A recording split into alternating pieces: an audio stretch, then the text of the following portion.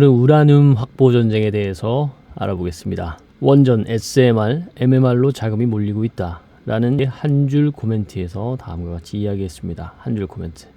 조선 방산과 함께 원전도 각광받는 영역이 될 것 같다. 원전이 늦었다면 우라늄에 관심을 쏟는 것도 방법으로 보인다. 자, 그럼 우라늄에 대해서 좀 더 본격적으로 이야기를 해보겠습니다. 세계의 분쟁 지역 중 한 곳이 아프리카의 쿠데타 벨트입니다. 아프리카 쿠데타 벨트는 군부 쿠데타가 수시로 일어나는 기니, 말리, 부르키나파소, 니제르, 차드, 수단 6개의 국가를 말합니다. 쿠데타 벨트 위쪽은 사람이 살 수 없는 사막이고 사헬 지역은 초원이지만 물 부족이 극심해서 농업이 힘든 지역입니다. 농업이 힘들다 보니 식량의 자급자족이 힘들어 한정된 자원을 뺏고 빼앗는 분쟁 지역이 되었습니다. 쿠데타 벨트와 위쪽 지역은 식량 문제가 있으면서 인종적으로도 아랍계와 다양한 아프리카 부족들이 복잡하게 섞여서 살고 있습니다.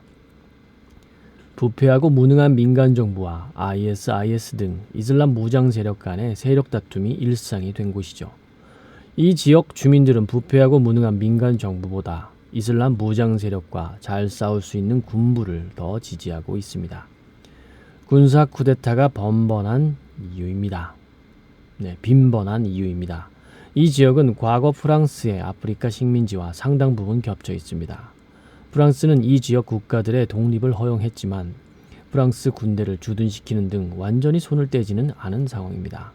해당 지역은 프랑스 식민지 경험이 있어서 강한 반프랑스 성향이 있고 냉전 시대부터는 소련이 공을 들이다 보니 러시아에는 호의적입니다. 문제는 이곳에 자원들이 꽤 있다는 것이죠. 2023년 9월 쿠데타 벨트의 니제르에서 쿠데타가 일어납니다. 니제르는 과거 프랑스의 식민지였습니다. 프랑스가 철수했지만 프랑스와 니제르는 군사협정이 있고 프랑스군이 2,000명 가깝게 주둔하며 프랑스어 방송을 하는 나라였습니다. 쿠데타 군부는 쿠데타 이후 즉시 프랑스 방송을 차단했고 니제르와 프랑스 간 군사협정 파기를 선포하게 됩니다. 니제르 군부 자체는 약체이지만 니제르 국민들이 쿠데타 군부를 지지하고 있습니다. 쿠데타 군부를 뒤엎기 위한 프랑스의 군사 개입은 일어나지 않았고 프랑스는 니제르의 대사관 폐쇄하고 군대를 철수시켰습니다. 2023년 12월 니제르 군부는 EU와 체결한 군사협정을 파기하고 러시아와 군사협력을 재개하게 됩니다. 쿠데타에 성공한 니제르 군부는 프랑스의 우라늄 수출을 금지하며 프랑스를 자극하기 시작합니다.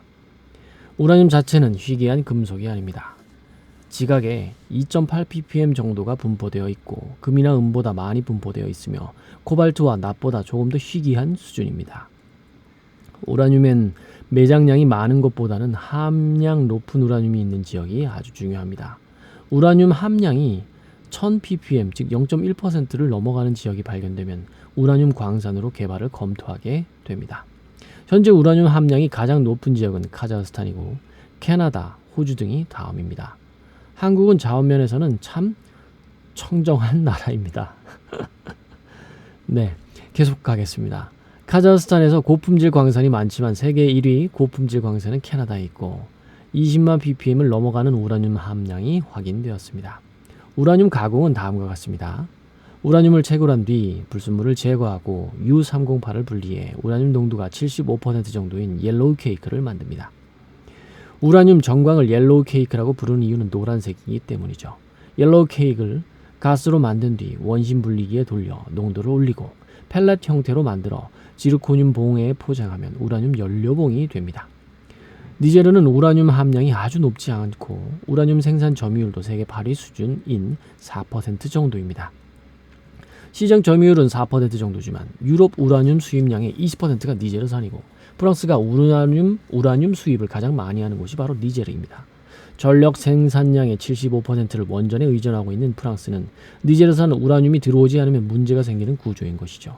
2021년 기준으로 유럽과 프랑스에 대한 우라늄 공급은 니제르, 카자흐스탄, 러시아 순이었습니다. EU는 우크라이나 침공 이후에 수많은 제재 패키지를 시행했지만 우라늄은 제재 대상에 포함하지 않았습니다. 러시아산 우라늄이 타국 우라늄보다 반의 반값인 점 등 여러 가지 장점이 있었기 때문이죠. 프랑스는 지금도 러시아산 우라늄을 수입하고 있지만 러시아가 우라늄 공급을 끊어도 니제르가 있다고 생각하고 있었습니다. 니제르의 쿠데타가 일어나며 러시아와 니제르산 우라늄 공급이 없어지면 프랑스는 3대 우라늄 수입국 중 카자흐스탄만 남게 됩니다. 프랑스는 니제르 군부가 우라늄 공급을 끊으려고 하는 배후에 러시아가 있다고 보고 있습니다. 프랑스는 2050년까지 원전 14기를 추가로 건설할 계획입니다. 원전 발전 비중이 높은 프랑스가 추가 원전까지 건설하는데 러시아가 니제르에서 프랑스의 핵심 이익을 건드리고 있는 것이죠. EU 국가들 중에서 프랑스가 러시아의 가장 강력한 이유 중 하나입니다. 니제르의 우라늄은 프랑스나 유럽만의 문제가 아니라 미국에도 이해관계가 걸려있죠. 미국 역시 원자력 발전 비중을 계속 높이고 있습니다. 미국 전력 20%를 원자력 발전으로 충당하면서 원전 가동이 늘어났고 러시아산 우라늄 수입이 늘어나고 있습니다. 미국이 수입하는 우라늄의 19%가 러시아산이었는데 우크라이나 전쟁 이후 러시아산 비중이 줄기는커녕 32%로 늘어났습니다. 2023년 미국은 러시아로부터 2022년 대비 2배가 넘는 우라늄 416톤을 구매하게 됩니다. 2023년 3월 미국 상원의 에너지위원회 소속 의원들은 러시아산 우라늄 수입금지 법안을 제출합니다.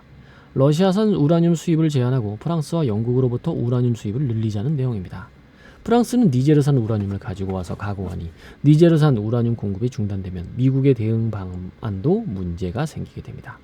미국에도 우라늄 광산이 많지만 러시아 우라늄을 수입하는 이유는 바로 가격 때문입니다. 러시아산 우라늄은 파운드당 43달러 선인데 미국에서 광산을 개발하면 최소 120달러가 넘어갑니다. 한국도 원전 가동을 위해 수입하는 우라늄 중 캐나다산 다음이 니제르산 우라늄이라 완전히 남의 일은 아니죠. 우라늄 공급은 변동성이 심한데 우라늄 수요는 2040년까지 60% 증가할 것이라고 골드만삭스는 보고 있습니다. 중국이 우라늄 사재기에 나서고 있는 것도 우라늄 가격 상승에 영향을 주고 있습니다. 중국 국영 우라늄 공사와 중국 핵전 집단인 CNUC는 니제르, 나미비아, 카자흐스탄의 우라늄 광산 지분을 인수하고 있습니다. 중국이 신규 건설에 들어간 원전만 42기라 중국도 프랑스 이상으로 우라늄 확보가 시급한 것이죠. 23년 3월 제출된 러시아산 우라늄 수입금지법은 24년 5월 미국 상하원을 통과합니다. 해당 법안의 세부 내용을 살펴보면 2028년부터 러시아산 우라늄 수입을 금지하고 있습니다. 당장 러시아산 우라늄 수입을 금지하기 어렵다는 말이죠. 서방의 우라늄 농축 기업은 우렌코와 오라노 두 개사입니다. 우렌코는 영국, 네덜란드, 독일 컨소시엄으로 만든 우라늄 농축업체이고 오레노는 프랑스 기업입니다. 2024년 5월 7일 영국 정부는 우렌코에 1억 9,600만 파운드 즉 3,343억 원의 시설 확장 보조금을 지급했다고 발표합니다. 프랑스는 오라노 농축 시설을 확장하고 있고 2028년 1월이면 농축 능력이 30% 이상 확대가 됩니다. 미국은 서방 두 개사의 우라늄 생산 능력이 확대되면 우라늄 공급처를 자연스럽게 갈아타겠다는 계획입니다. 당장은 미국의 수입 금지가 아니라 러시아가 미국의 자극에 반발해서 우라늄 수출을 금지하는 것을 주목해야 하는 이유이기도 하죠. 일반 원전 우라늄은 프랑스와 영국으로 대체한다고 하더라도 SMR에 들어가는 고품질 농축 우라늄은 다른 문제입니다.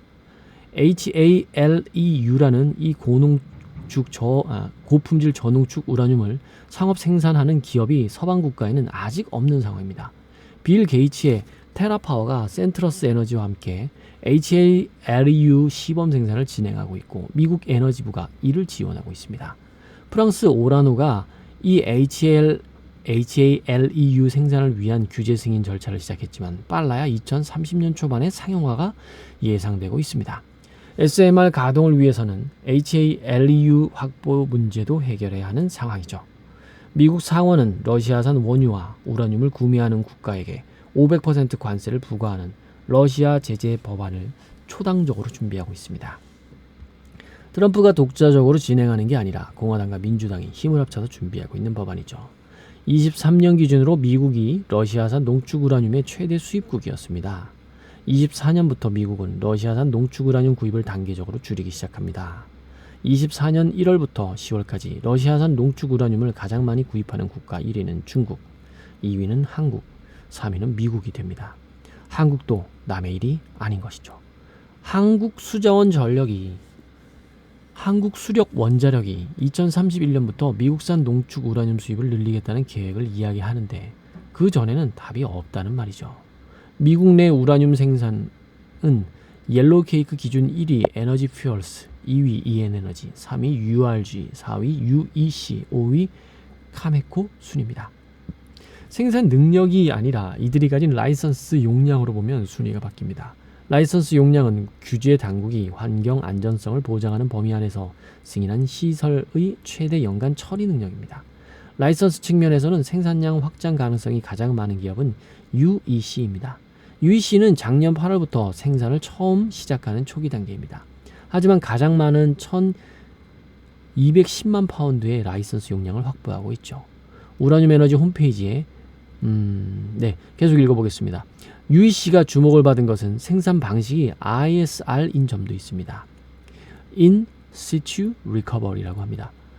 ISR은 우라늄을 채굴해서 불순물을 제거해서 옐로우 케이크를 만들지 않습니다. 우라늄이 있는 지하수에 산소가 첨가된 용액을 주입해 우라늄을 용해시킨 후 회수하는 방식입니다. 다시 한번 이 줄 읽어보겠습니다. 우라늄이 있는 지하수에 산소가 첨가된 용액을 주입해 우라늄을 용해시킨 후 회수하는 방식입니다. 환경오염이 상대적으로 적으면서 생산 비용도 전통적인 방식보다 절반 수준이 될 것으로 예상하고 있습니다. 생산 비용이 낮다는 것은 우라늄 함량이 낮아서 채산성 부족으로 채굴이 중단된 광산도 다시 생산할 수 있다는 말이죠. 기존 업체들도 ISR을 적용할 수 있습니다. 하지만 기존 방식으로 채굴하기 위해 이미 투자해 놓은 시설 등 매물 비용이 아까운 상황이고 허가도 다시 받아야 합니다. UEC는 새로 인수한 리오틴토를 제외한 나머지 광산의 채굴 허가를 모두 ISR 방식으로 받아놓은 상태입니다. 트럼프는 1980년도부터 벌어진 수백 개의 우라늄 광산들에서 다시 채굴 허가를 내주는 행정명령을 패스트 트랙으로 추진하고 있습니다.